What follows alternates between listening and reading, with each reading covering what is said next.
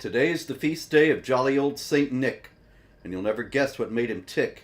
It was the spirit of love, the spirit of Christ, not the spirit of the rotten zeitgeist. So as we talk of bloody jihad, just remember, it's an offense against God. Ladies and gentlemen, welcome to This Week in Jihad with the great, the Dizzle, the David Wood. What does Dizzle mean, David?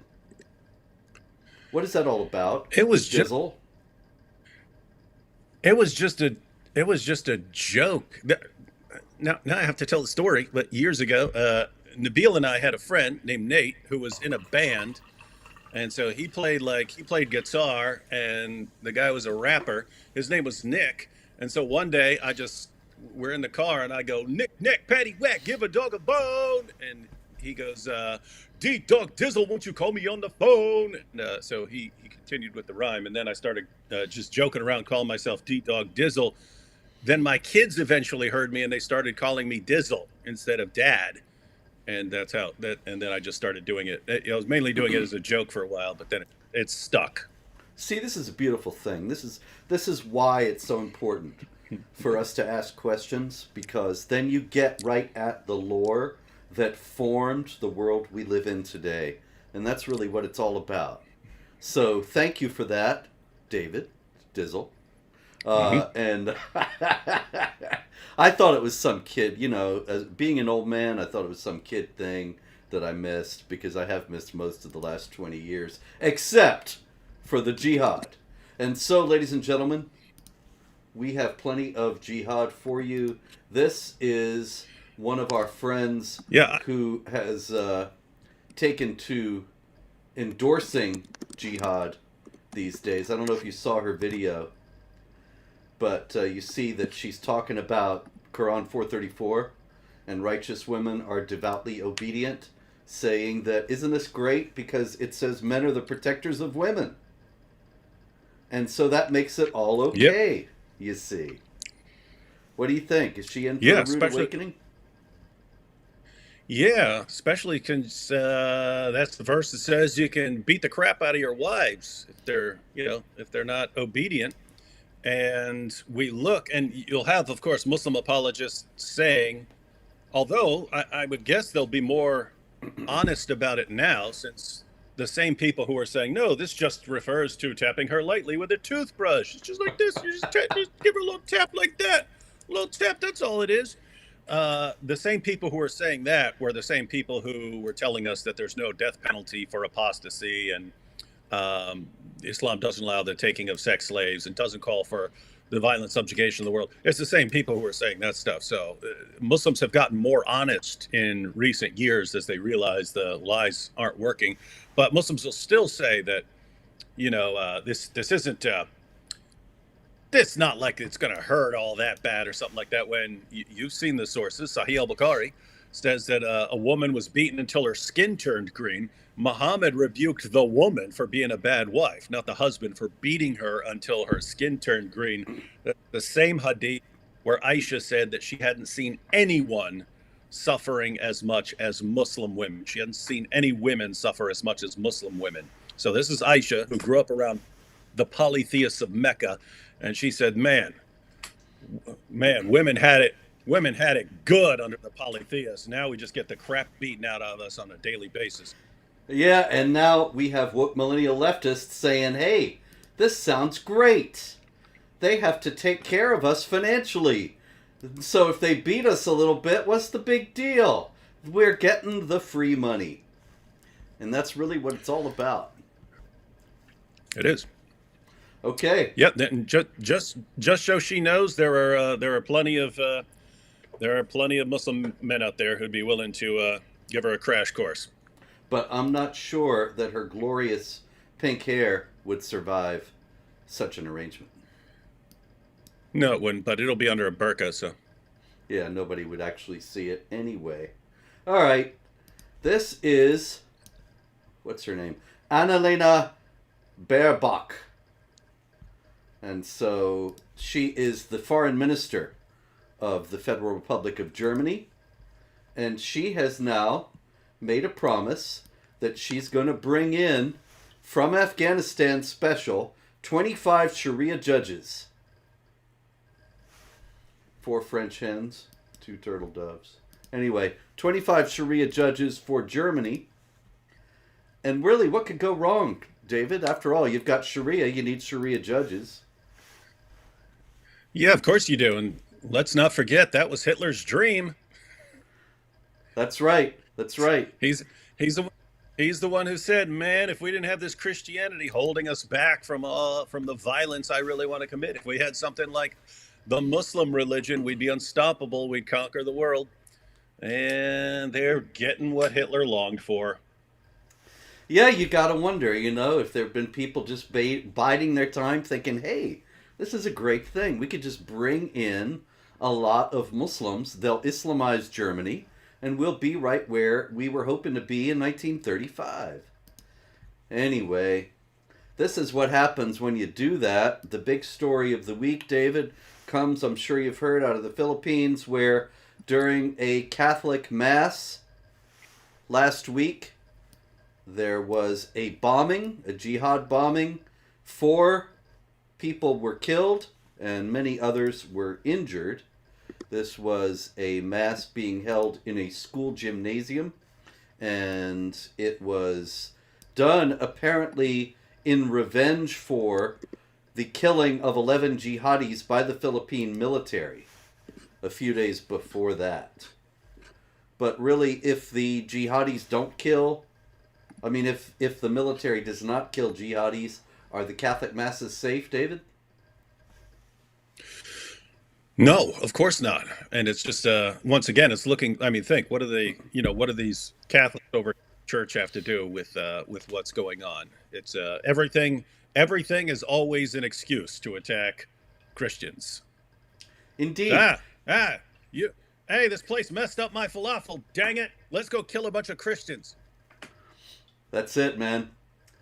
And so, but what I don't understand is, didn't Pope Frank say that Islam is peace? He just repeated this recently, that terrorism has nothing to do with the genuine Islam, and then this is how they repay him? Well, they identify as a religion of peace, Robert. Yes. Who are we to challenge or question what they identify as? Indeed, you're quite right, David. As an Asian woman, I can't argue with you on that. All right. We got out of... Oh, my goodness, so many jihads. Let's see, where to go? There was another plot out of... Oh, this is interesting. In light of Annalena Baerbock, also in Germany... You have an Afghan Muslim migrant plotting a massacre at a Christmas market. All over Germany and Central Europe and Western Europe in general, around this time of year, there are Christmas markets. Really, they're called Christmas markets, but they're largely secular affairs in many places where people just sell trinkets and tourist stuff and food, and it's like a county fair. But in any case, an Afghan Muslim migrant, maybe a Sharia judge for all we know, he plotted a massacre at one of these Christmas markets, and there was another plot in another Christmas market. There was one in I'm trying to find the other one. There was one in Leverkusen, and I thought I had the other one right next to it, but I did not. But in any case, one of them was an Afghan Muslim migrant, the other was an Iraqi, and they want to blow up the Christmas market, obviously, because it's associated with Christmas. Now, David, do you know what the solution to this was on the part of the Germans? It was in Hanover. The Iraqi was in Hanover. The Afghan was in Leverkusen. And in Karlstadt, they had this great idea. They opened the Christmas market with the azan, the Islamic call to prayer.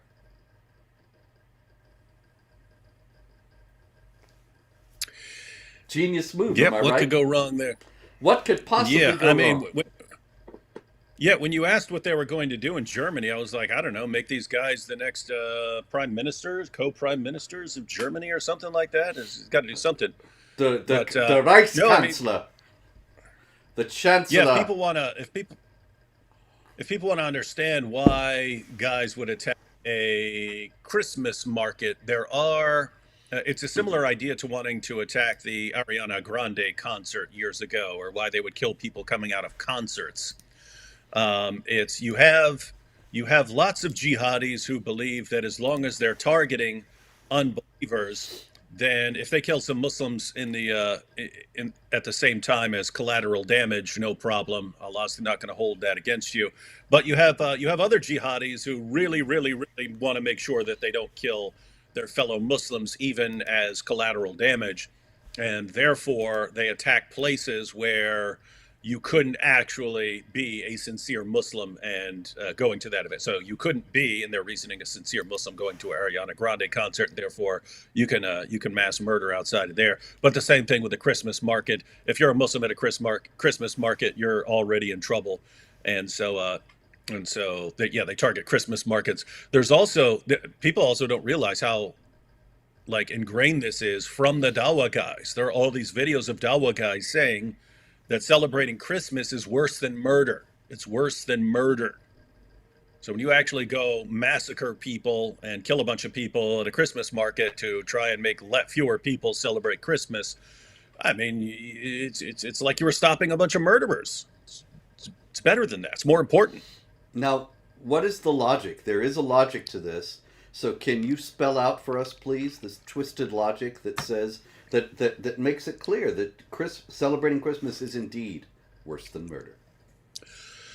Yeah, in Islam, the worst possible sin is shirk, and the main form of shirk that we would be familiar with is calling Jesus Lord or saying Jesus is the Son of God. So that is what Christmas is a celebration of, the incarnation of the divine Son. And all of that is the worst possible sin. You would actually be better off from an Islamic perspective going around committing mass murder against random people than celebrating Christmas. And so jihadis commit mass murder against random people in order to drive that point home and say, you see, Mm-hmm. this is not as bad as celebrating Christmas. And so, Yeah, and that's just it's just important. It's important to keep in mind this is not a random fluke crazy idea by some random whack job. You could always have that. You could always have a crazy person who goes out and does something crazy. It's the Dawa guys and their scholars and their imams who are telling them Christmas is worse than mass murder. It's worse. And then these guys, oh, if I'm going to go kill someone, let's go kill a bunch of people at a Christmas market. Shocker. mhm, a righteous act. A lot of people, I think it escapes them entirely in the West that the people who do these things, they think they're doing a good thing. They think they're doing a righteous, holy deed.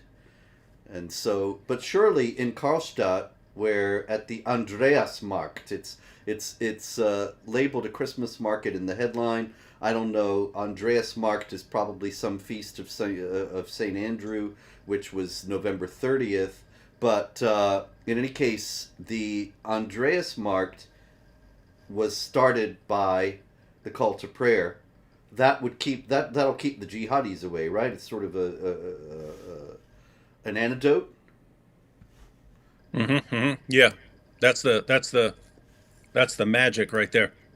Yes. So if you just have the Islamic call to prayer at all the Christmas markets all over Europe, then you're good. I'm I'm kind of interested in where that goes. I'm actually, yeah, do that. Just constantly be playing the Islamic call to prayer at every Christmas market. I want to say it's kind of hilarious to me, right? Yeah. Well, they used to have the caroling. They can get rid of that and just have the azan over and over. To me it ranks right up there with like we had a couple friends and I had a little theory a while back that if we if we got pages of the Quran printed on T-shirts, then it'd be the equivalent of a bulletproof vest, right? Because jihadis aren't going to want to shoot the Quran, and Yeah. therefore we'll just go around and therefore just soldiers who are going to some Muslim country, or the IDF. Imagine the IDF stepping out and they're covered in Quran pages. What are you going to do? It's great, but it's a similar idea. Like, oh, if we tack this Islamic thing onto something, then we're all safe. Great idea. Man, I don't know why. People were selling. We talked about this in an earlier show months ago. That there were, what was it, jackets being sold in France that had thick collars to be able to avoid beheading, and it would seem like if you just had a Quran printed jacket, yeah, it's a lot lighter than a vest, bulletproof vest. Mhm. You'd be all set. That's rad, man. I don't know why the some savvy marketer doesn't pick up on that. Yeah, we just got to make our own business, and then we'll sell all the products. Indeed. All right, I'm looking for. Oh, there she is. This is an anonymous. I mean, I'm sure she's not anonymous, but she was anonymous in all the reports that I saw. An anonymous podcaster or YouTuber or something in India who was talking about getting makeup and I'm sure I'm going to mispronounce this, but Mendi. In any case, it's that thing in Asia where women get their hands decorated, painted with this elaborate designs, and so Hmm. this lady is talking about that and saying if you get that done, or if you get makeup put on by an unbeliever, then be sure to clean every part the unbeliever touches afterward, because otherwise you yourself would be unclean. Where would she get such an idea, David? Surely not from Islam. No, Islam's all about peace and love and tolerance, Robert. So she must have been led astray by going to Jihad Watch. That must be it.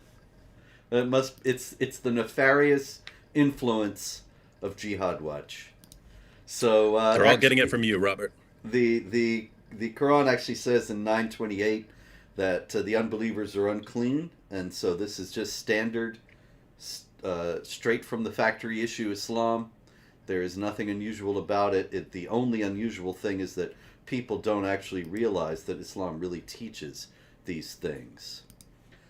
All right. And isn't it Yes, sir. it's just always it's always amazing to me to see what Islam does to a person's moral compass, where you now get to celebrate and practice slaughtering people in the name of Allah for disagreeing with the ramblings of an illiterate 7th century Arabian caravan robber.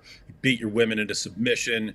You can take you can go out and kill the men and take their wives as sex slaves. You can have sex with 5-year-old girls. All this stuff. You're all good as long as you don't eat pork and you go around condemning Christmas and say you're good. And that's, I mean, they buy this. They buy this. This is what the Almighty Creator of the universe is obsessed with you living and breathing and thinking and walking and talking and even going to the bathroom like a 7th century Arab. Other than that, you can mass murder, rape, molest little kids, do all that stuff. You're good with the Almighty as long as you do it all while babbling in your prayers in Arabic. But he actually wants you to do those things under some circumstances. It's not just Hmm. that you're allowed to, but if you do it, then you'll be praised. Just like when Muhammad would ask his followers to take care of the poets who made fun of him, and they would murder them, and he would Hmm. reward the murderers. Hmm. All right, we have 6 juveniles, 6 teenagers, apparently, in France, and they plotted to massacre an entire French village. They said, you can kill the whole village in one night. It's easy. We need a little training. We need weapons. We need to learn certain things. We can't go to, they were talking about going to a city. They said it's too far away. We go see the countryside. There are 4 or 5 of us armed. You kill the whole village in a single night. It's easy. You have to have the audacity. You have to have everything planned. Now, really, I think that's very likely to happen one day. That given the Islamic imperatives and the state of willful ignorance on the part of the unbelievers, what's to prevent it? Yep, and if it's any consolation, Robert, just know that after such an attack, we will all be warned about the dangers of Islamophobia. Yes, that's correct. We recently, of course, amid skyrocketing and open Jew hatred all over the world, we got the Biden administration instituting a new strategy to combat Islamophobia. And so it's not a joke anymore. It is the real life we are living in, and it is glorious. Over in Italy, there was a story of a couple of grateful new Italians, refugees from Pakistan, who kidnapped a German girl, a 17-year-old German girl who was living in Cesano in Italy, little Axis powers action there, and she was kidnapped, held, sexually assaulted repeatedly in a farmhouse for 2 years. Now, where would they get this idea? Surely this is just Muslims committing crime. See, this is what people say, David, that at Jihad Watch we just put up stories of Muslim criminals and say it has something to do with Islam. Surely something like this has nothing to do with Islam. Am I right? Yeah, it has nothing to do with Muhammad allowing his followers to take unbelieving women as their sex captives. Nothing to do with that. And it's definitely not connected to the same idea of the grooming gangs and so on. Indeed, nothing to do whatsoever with that. It's just total coincidence. Meanwhile, where does these ideas come from? They come from the mosques. This is, what is this character's name? This guy is Ahmed Musa Jibril, and he is in Michigan.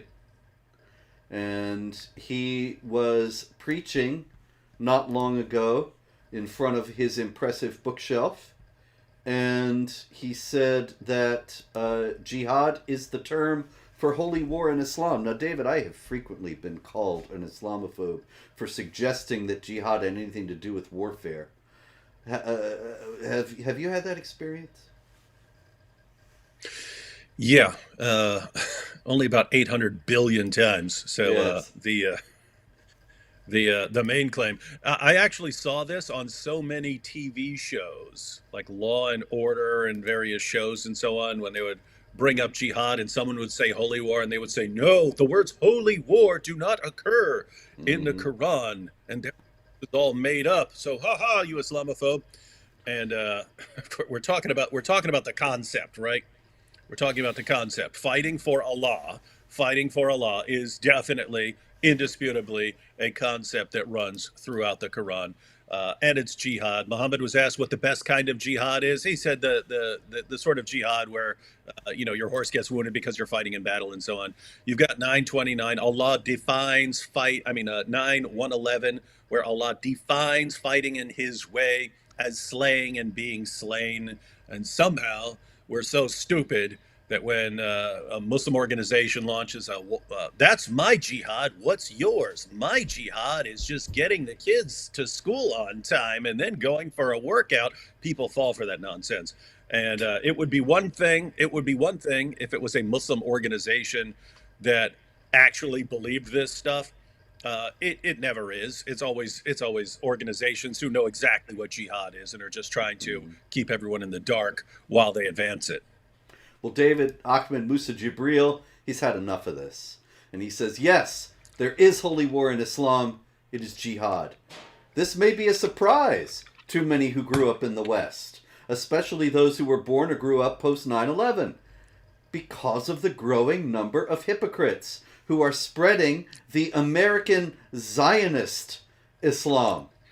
And it has nothing to do with Mm. Islam. That version of Islam is what suits the enemies. The one who has been spreading that there is no holy war in Islam has been defecating heresy out of his mouth for the past 20 years, downplaying the legislation of Allah and the Islamic punishments. And he calls on mothers to nurse their infants with the love of jihad. Well, that is absolutely fascinating because it's it's the Dawa guys who've been spouting this stuff for years and Muslim organizations, and this guy just blames the Jews. Yeah, They're well, who Zionists. else? They're all Zion. They're all Zion. The Zionists are responsible for this. They're amazingly clever, yes. Yeah, and notice, by the way, very, very important that he calls them hypocrites. He says if you're not on board with jihad, you're actually a hypocrite. And the reason that's relevant is, Surah 9, verse 73, it orders Muslims not just to wage jihad against unbelievers, but also against hypocrites. And for some reason, like no matter how much, no matter how many times we tell people, politicians, journalists, they never understand it. It seems like willful ignorance because this is not difficult to get. But you've seen it when we had groups like ISIS and they're going around killing Shia Muslims and other Muslims who were not on board with what they were doing. They regarded these people as hypocrites and killed them in accordance with Surah 973. And then what did Western politicians and journalists say? They said, see, these guys aren't Muslims because Muslims aren't allowed to kill fellow Muslims. See, they're not. ISIS isn't Islamic. You're not allowed to kill your fellow Muslims in Islam. Not realize it's a command, people. It's a command to kill hypocrites. So it's actually very dangerous when this guy's saying, "Hey, Indeed. all these Muslims saying jihad isn't about slaughtering unbelievers in the name of Allah. They're hypocrites." And this is the reason this is so dangerous is this is how quickly things can shift. Right? You can have a population where 98% of the Muslims are saying Islam is all about peace and so on. As soon as the call for jihad goes out and the Muslim leaders announce, oh, by the way, if you start babbling, if you start talking about peace now, we're going to classify you as a hypocrite and we'll kill you too. Suddenly, positions change real quick. Yep, and it's having an effect. That guy, remember, Ahmed Musa Jibril, he is in Michigan. And so he is preaching to young Muslims in Michigan that they should love jihad and that jihad is warfare. We are likely to be hearing from one or more of the people in his congregation eventually. Meanwhile, there was a story out of Las Vegas. A 16-year-old boy, he converts to Islam, and then he starts talking about mounting lone wolf operations against enemies of Allah. Once again, you gotta wonder, and authorities never care. They don't go to the mosques. They don't look into where he might have gotten this idea. They say, oh, he was radicalized on the internet, and that's that. Yep, and he's 16. Yep. He's going to get a slap on the wrist. And then he'll be out. Yeah, he's going to do years learning more about Islam and doing prison dawah, and then he's going to be released back into society. What could possibly go wrong? Nothing. Absolutely nothing. Speaking of being released back into society, the other big story this week is Armand, oh my goodness, what's his name? Armand Rajabpur Miandoab. And there he is, Armand Rajabpur Miandoab. And he is the guy who screaming, I bet you guessed it, Allahu Akbar. He murdered, he had a knife and a hammer, screaming Allahu Akbar. He murdered one person and he injured two others. As it turned out, he had been arrested before for terrorist activity and was released because, of course, we don't want to be too harsh with these people. What's interesting about Armand Rajapur Miandoab is that he is from Iran. His parents are from Iran, but they were secular people fleeing the Islamic Republic, and he converted to Sunni Islam in France. And that reminded me of somebody we know. Oh, good old Daniel. Yeah, I think if anybody among the propagandists is a candidate to go for violent jihad eventually, I wouldn't put it past that guy. But in any case, certainly Armand did. And the thing is, they had him. He was on the watch list.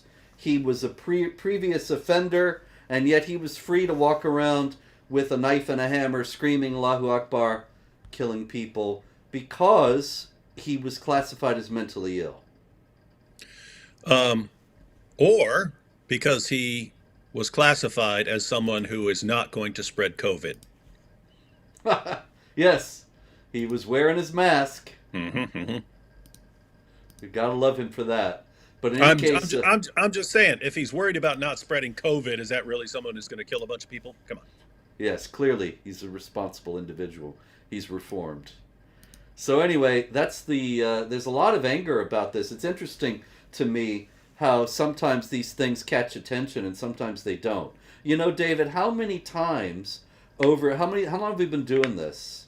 A year or two, right? Because before the ones on my channel, there were the ones on your channel. Must be a couple years. Mm-hmm. Now it's not every Yeah. week, but it's quite a lot of weeks. We must have done 50 or 60 of these, and there's so many stories about about Muslims in France, jihadis, shouting Allahu Akbar on the street and stabbing random people. So many of those. There's probably been one in practically every show. And yet this one, suddenly everybody's all upset. And are saying that it's a terrible thing that he was let go. It's a terrible thing that he was classified as mentally ill. Well, where were they for all the other ones? Yeah, I think a light switch has gone on for at least some people. I'm not sure it'll last, but I think a light switch went on after the recent Hamas attacks and seeing how Muslims reacted to it. You think, oh, everyone's just going to come out and condemn this attack, killing women and children and so on.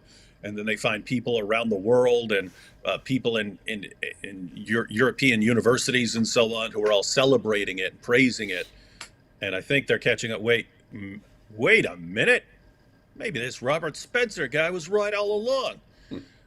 So I think some people are catching on. I think that's got a lot to do with Geert Wilders winning so many seats and Oh yeah.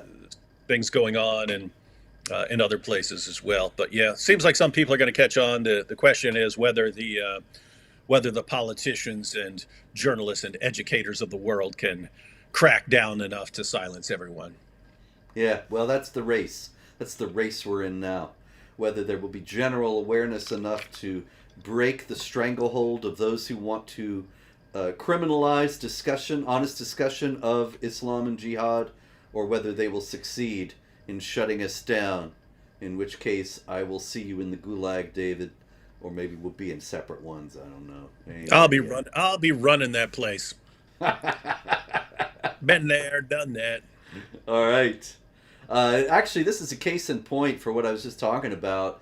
In France, also last week, got no attention whatsoever. This Moroccan migrant is at a food court in a mall. And I think, wait a minute, they got food courts in malls in France? France is supposed to be higher class than that. You should have been eating brie at a sidewalk cafe. But anyway, they got a food court at the mall. So he's at the Orange Julius or whatever. And he sees this elderly couple in their 70s. And he stabs them. Where do you think he stabbed them, David? Have not heard this story, but I'm going to go with right here, Nick. 100% you were still Well, right all the time. And that story got no attention whatsoever. And yet that the perpetrator, the unnamed perpetrator of that one, I can guarantee you, I never met the man, and I have not talked to him, but I guarantee you with 100,000%, he's got exactly the same beliefs and outlook on everything as Armand, whatever, that guy, Mask Man. Armand Rajapur Miyandoab. He sees completely eye to eye with this Moroccan, and yet he's the guy everybody's upset about, and nobody's paying attention to this Moroccan at all.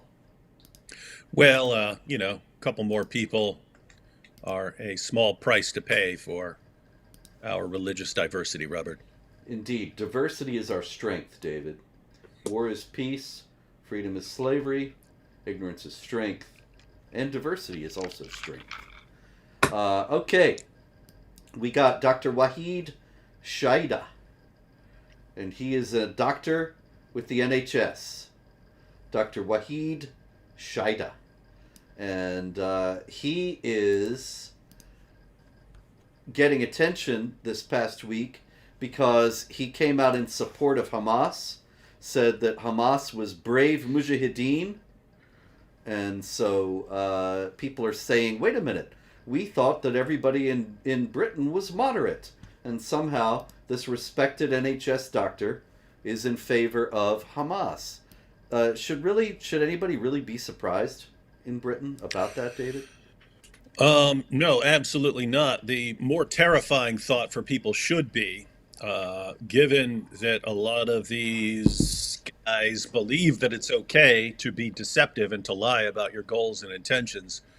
Um, if this many people are acknowledging that they support Hamas, how many people actually support Hamas? That should be the terrifying idea. If you have all Indeed. these people coming out supporting Hamas and defending Hamas and saying that Hamas are these wonderful freedom fighters, if you have that many people announcing it, how many people believe it but are still keeping quiet about it? Indeed, but nobody thinks this way.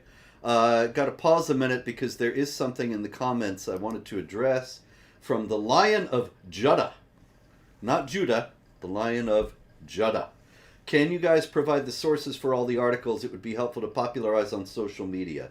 Just want to say, for those of you who are not aware, I kind of take it for granted that everybody knows, but you may not.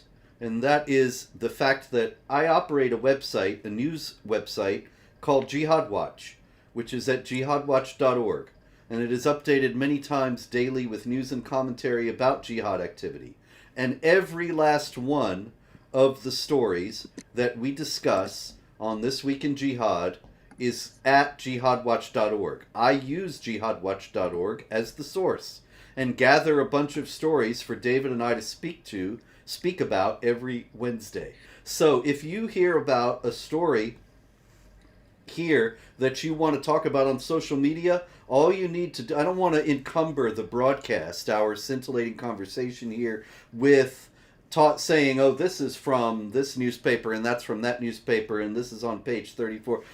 You can just go to Jihad Watch and you will find all of the stories and more that we do not discuss on the broadcast, and you will find the sources noted and quoted and linked and in many cases translated from the European press with translations you will not find anywhere else. We are performing the service of translating jihad news out of the world over. And so you can find it all, ladies and gentlemen, at jihadwatch.org. Yeah, and by the way, everyone, that's how we came up with this show. It was Robert was always posting articles on. I mean, he's been doing this for a long time now, and that's like the only place where you just get constantly updated on jihad news. That and the religionofpeace.com, but there aren't a lot of sites that just cover everything. Like the BBC will cover some big story, but they're not covering all. Jihad is daily. It's all over the place. It's all around the world. And so Robert was always covering this on Jihad Watch. And so we wanted a sort of a weekly recap show to cover the big stories that have come out for YouTube. And so, yeah, Robert's posting this, so you definitely want to follow Robert on Twitter because he posts there. And then his site, Jihad Watch. You want to cover that. Also, I'll go ahead and point out, guys, there are links in the description box. There are a couple of, Robert has written a ton of books. You do not need all of those books. Yeah, you do. You need a couple of them. You definitely need the Critical Quran. You definitely need the history of jihad. And given what's going on in the world today, you definitely need the Palestinian delusion. You need all those just to understand what's going on in the world and to give you a kind of, you've got the news. That's like the symptoms. That's the fruit of what's going on in Islam. So you got to be aware of what's going on in the Quran and what's going on with the entire history of jihad and how this is all connected to the stories that come out endlessly, so much so that we could do this indefinite. We could do shows indefinitely. We could do 5 or 10 hours a week if we wanted to go into more detail on the attacks. So it's just like we're given like bare minimum here in this show. So you definitely want to get one of those books and or several of those books. And there's a link to Robert's Patreon there if you want to support his reporting. Thank you. And oops, little aside there. Also, David, just permit me for a minute because I don't have all those videos. Oh, it's gone. But somebody was saying they were reading my new book, and I did want to let you all know it's a little bit. Actually, there's quite a lot of jihad in this. It's called Empire of God, How the Byzantines Saved Civilization. It's a history of the Byzantine Empire, which held off the jihadis, exactly the same jihadis that Israel is dealing with now and that the United States was hit by on 9/11.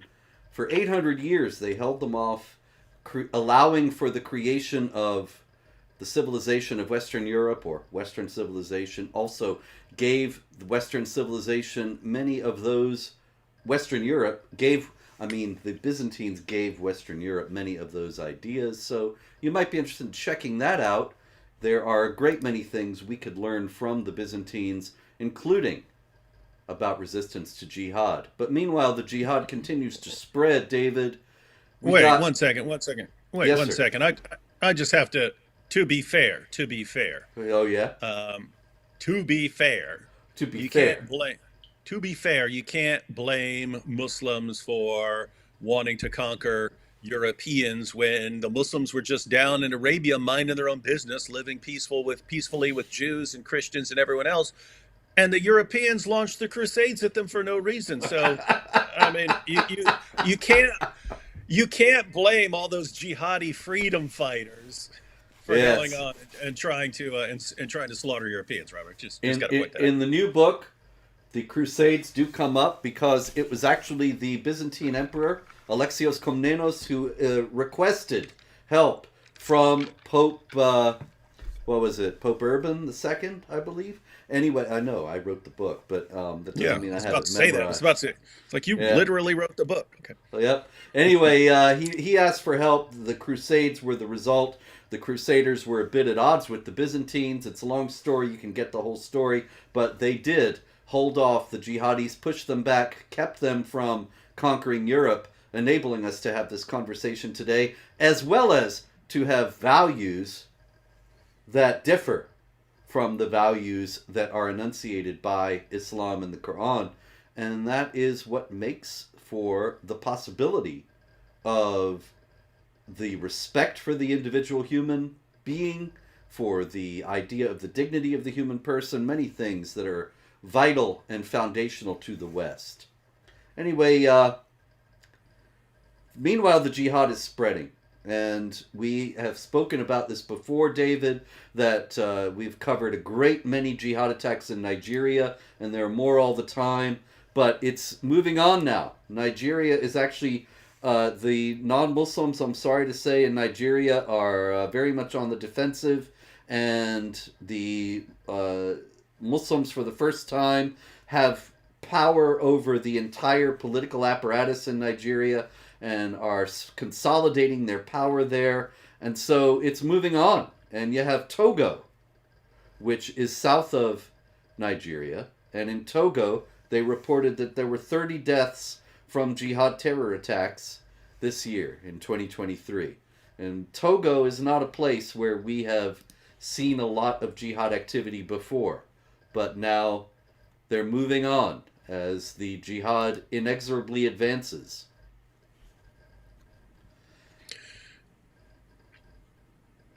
We have the color green, for example. You know, the many flags of Islamic states are green because Islam is always in springtime. It's always growing. It's always expanding. And so that's what we see with the 30 deaths in Togo. All right? And so, where is this guy? The French, nope. That's not the guy. Hold on. Oh, here he is. I know I have his picture. That is Hans Georg Maassen. It's one of those cool double S's that looks like a B in German. Maassen. The S And set, yeah. yeah, what is it called? I think it's called an S set, but that was like 20 years ago when I was in German. But S set. Yeah, that's excellent. That's great. There's Hans Georg, and he is the former domestic top spy chief. And he said, interestingly enough, a completely different culture is approaching us. And I thought, approaching us? What are you talking about, Hans? They're there. Hans Georg, they're there. We are not at all prepared for this, that's for sure, as we're incapable of resolving conflicts even by means of violence, as family clans do from Arab states. These people resolve conflicts by violence, whereas people in Central Europe think this can only be done through the courts. The Europeans, he says, will succumb to Islam. On the one hand, because they're unable to see this conflict coming, and on the other, because they're incapable of resolving conflicts in a similar fashion. The end result will be the gradual destruction of our European cultures. And he says that Europe will be completely Islamic by the year 2200. I think, unfortunately, Hans Georg is a bit optimistic in that it's likely to happen far before 2200. What do you think? I actually don't think it's going to happen at all. I think Islam is actually too weak and too bumbling and too divided to actually do it. It's just we could have resolved this very peacefully, and then those peaceful resolutions are constantly pushed aside and called Islamophobic. Meanwhile, Europeans are going to get to a point where they just decide, no, we have to fight over this. But it's gonna, yeah, it'll get to where it's an actual bloodbath and didn't have to be, because all you had to do at the end of the day was stop protecting Muhammad and the Quran from criticism. Let us do what we do, and Islam would have been so shattered and shaken by hearing what the actual Muslim sources say, and what a joke this actually is, that it wouldn't have been the threat that it's going to be. And so, could it happen peacefully? Peaceful options were all constantly shoved aside. I'm still hoping for peaceful resolutions, but there's also this thing called human nature, and if you push people far enough, eventually, you just saw it with Geert Wilders. If you tick off enough people, if you get enough terrorist attacks, politics will swing in a totally different direction, and things will change. So yeah. Well, this is great, David. This is fantastic. I love this. A happy ending. So you're saying that you think that the jihadis come into Europe, Islam comes into Europe in a big way, and then collapses from within, from the sheer pressure of its illogic, its cruelty, its irrationality, and so on. Am I right? Yeah, they can't get along. I mean, just look at them. They can't function as a caliphate. They hate each other. Even the Dawa guys. I mean, the Dawa guys are actually beating each other up in the streets of London right now. These guys are going to somehow unite to rule Europe and so on. But they're dealing with what they call the avalanche of apostasy. It's estimated that between 5 and 10% of Muslims in Muslim countries are actually closet atheists. You've seen the statistics about Iran, that only like 40% of the population actually believes in Islam anymore. So it's been crumbling in the Muslim world. And they tend to unite better if there's an enemy. So they'll unite around killing Jews and things like that. But yeah, so they've got a problem. They've got a problem that Islam is inherently just, it makes people outwardly aggressive and so on, but it keeps people from advancing to where you're always going to be at a disadvantage technologically and so on. So there's that.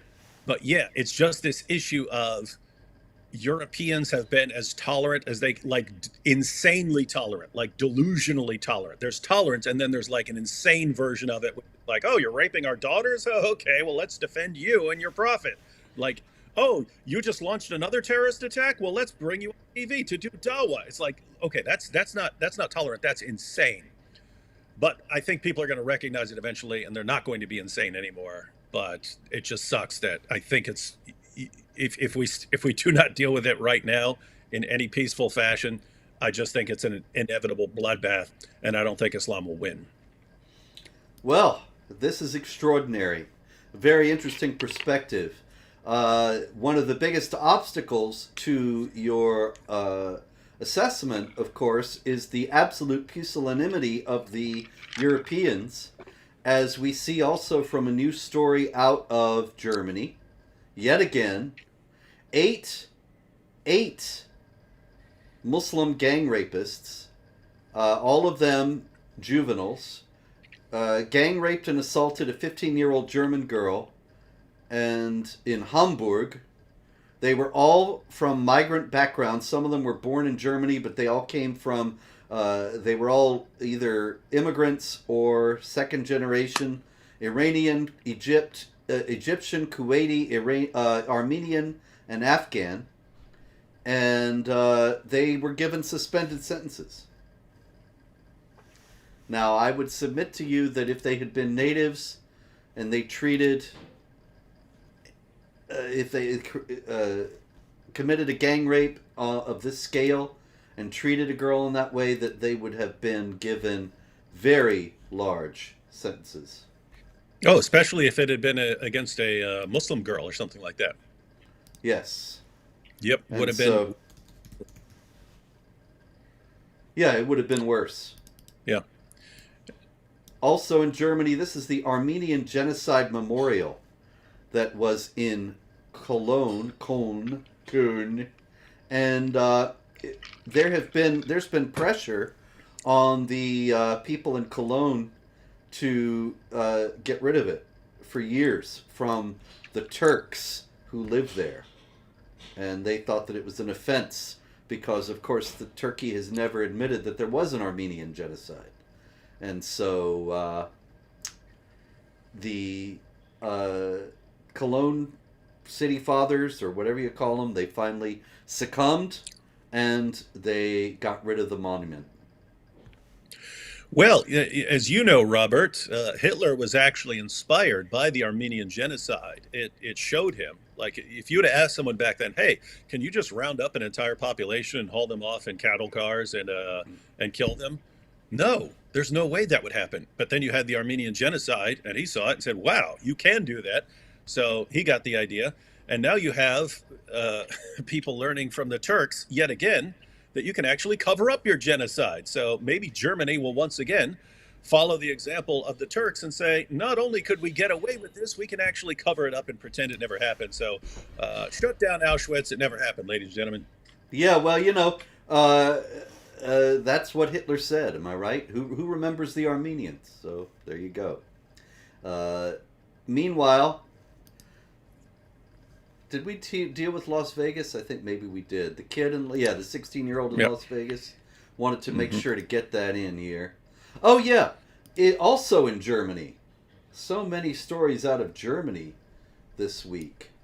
We have a statue of Mary and Jesus. Now, if you look closely, it's not that tremendously contrasting a picture, but if you look closely, you can see that the statue of the baby Jesus lacks a head.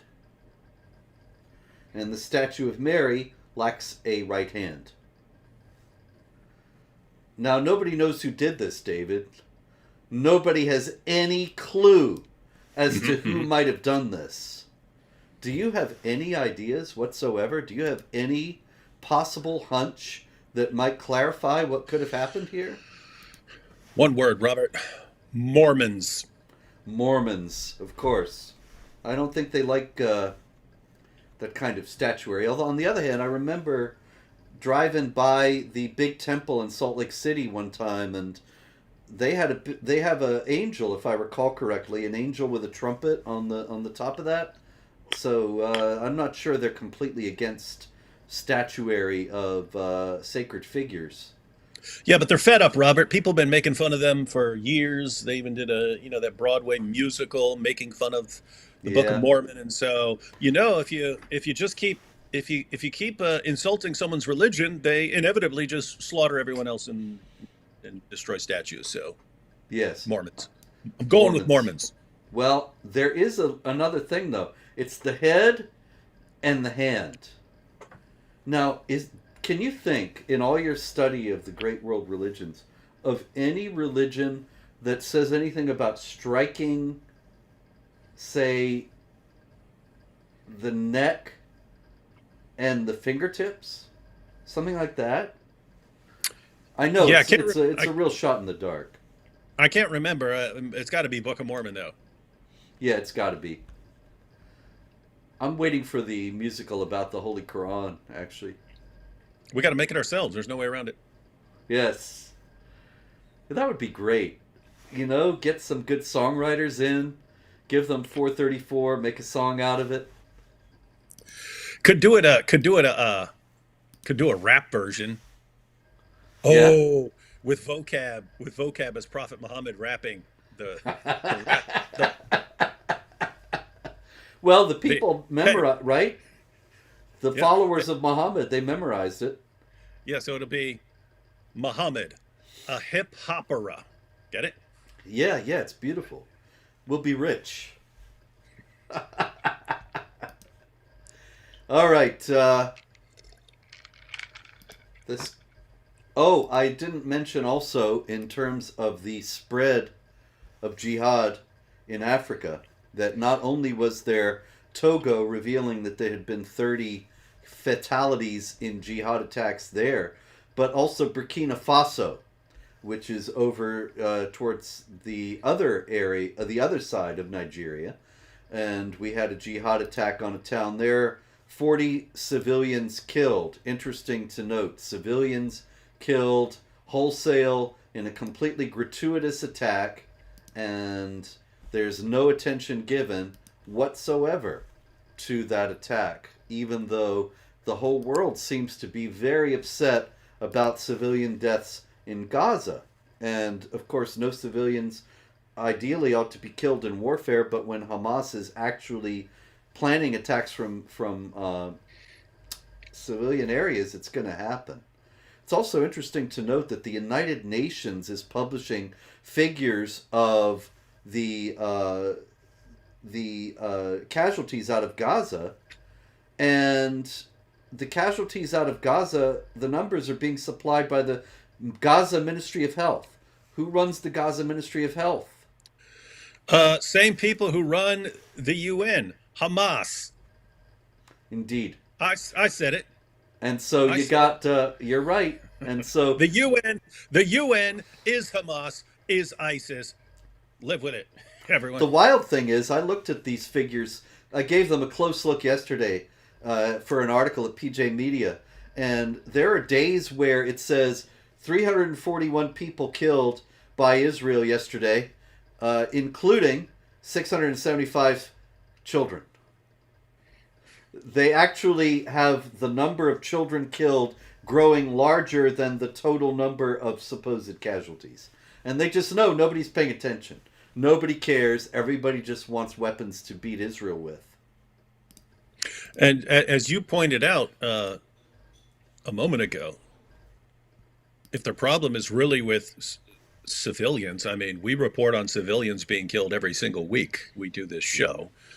Civilians being killed over and over again in Africa because jihadis want to expand southward and take over all of Africa. And they're going to keep slaughtering civilians over and over. They're not marching against militaries. They're marching against farmers and slaughtering farmers and so on. And nope, no one cares because Jews aren't involved. Indeed.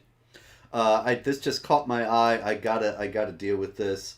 People think this is interesting to note. This is why it's important for you all to know history, and why you should read history, real history, not the history that they tell you in the schools these days. Read, if you pardon my saying so, my book, The History of Jihad. Read the new book, Empire of God. And the reason why, look here, somebody is saying here, Krista Blue says, the Sphinx nose was Napoleon's army. This is a very common idea.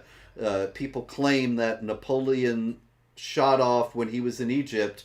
He had the French army use the Sphinx's nose for target practice, and that's why the Sphinx has no nose. This is a falsehood.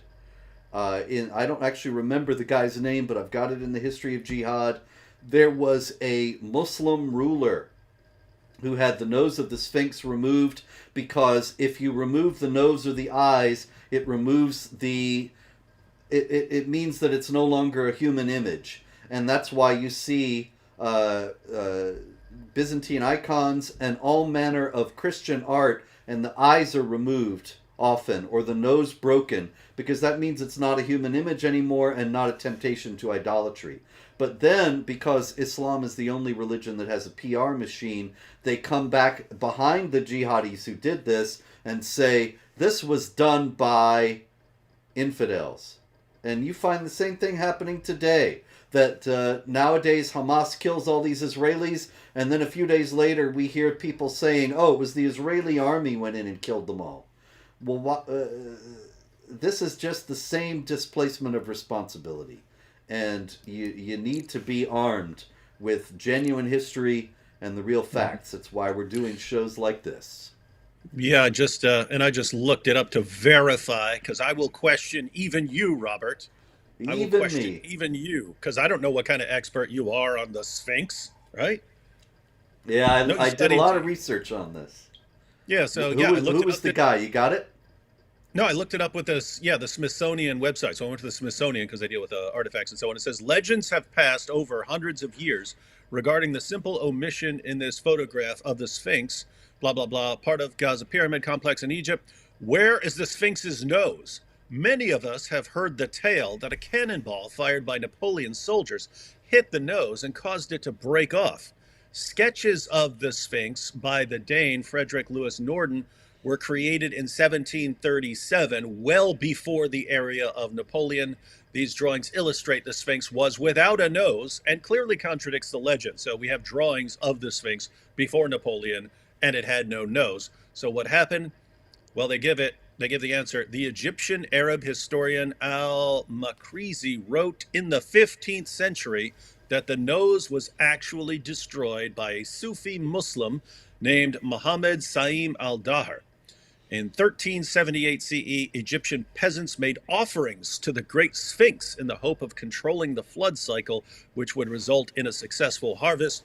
Outraged by this blatant show of devotion, Sa'im al-Dahar destroyed the nose and was later executed for vandalism. Whether this is absolute fact is still debatable, so they're not even positive about what the story was back then. But yes, this was it wasn't Napoleon, and we just read through that just since it is a myth that keeps popping up.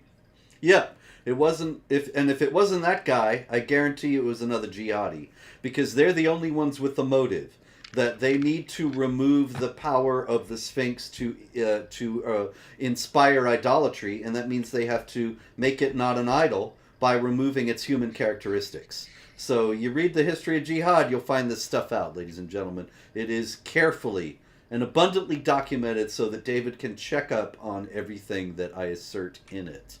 All right, we have had a busy week of jihad, and I thank you all for being here and surviving it. And I pray that you will survive yet another week that will be no doubt filled with more jihad. And we, God willing, will be here to tell you all about it next week. Well, you don't think so, David? No, it's Christmas. Well, they're not going to attack during Christmas. Come on, Robert. Yeah, you're right. They're It's a holy too month. busy, It's a holy month. giving It's a the holy call month. to, they're giving the call to prayer at Christmas markets. They're not going to attack. Everything's going to be okay now because the Germans have it under control. Thank you. Until next week, pray, hope, and don't worry.